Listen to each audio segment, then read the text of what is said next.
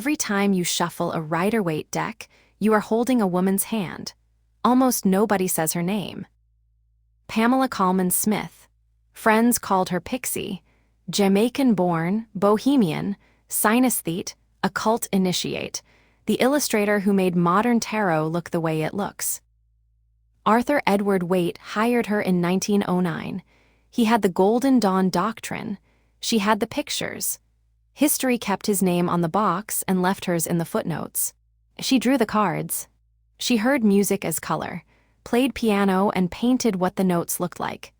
Tarot, for her, was not decoration. It was translation, sound into symbol into psyche. She designed for the stage. Costumes, sets, gesture. That is why her figures feel like they are mid-sentence. The cards are theater. Jung would later call it active imagination on cardboard. 78 cards. Months, not years. She worked fast because the images were already living in her. Waite gave notes. Pixie gave faces. Look at the High Priestess. Pillars, moon, scroll.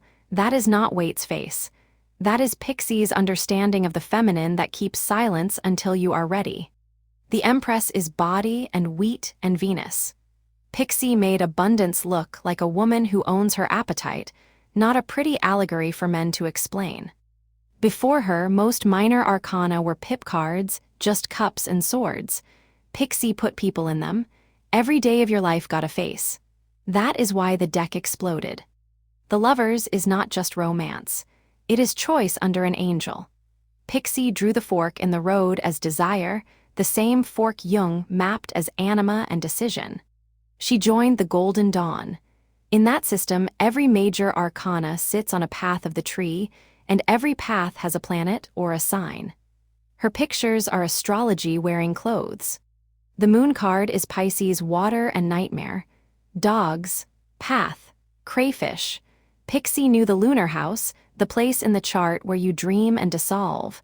She drew the 12th house as a landscape.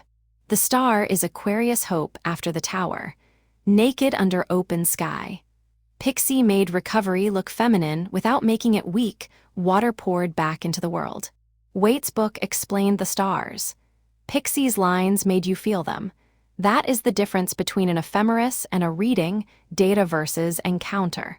Jung never hired Pixie, but every Jungian who uses tarot is using her psyche map. The cards work because they are images that bypass the ego, exactly what active imagination demands. The High Priestess is anima with a spine, not a muse for a male magician, a woman who knows and will not perform knowing for free. People project onto her cards the way they project onto lovers. That is not a bug. Pixie built a mirror. Jung named the mechanism. She painted it first. For decades, the culture forgot the woman and kept the images. That is a collective shadow move. Take the feminine vision, erase the feminine name. She died in 1951, poor, with her art largely unsold. The deck became the most famous in the world. The correction is late. Say her name anyway. Next time a card stops you, Empress, Priestess, Moon, you are not only meeting an archetype. You are meeting a woman's hand across a century.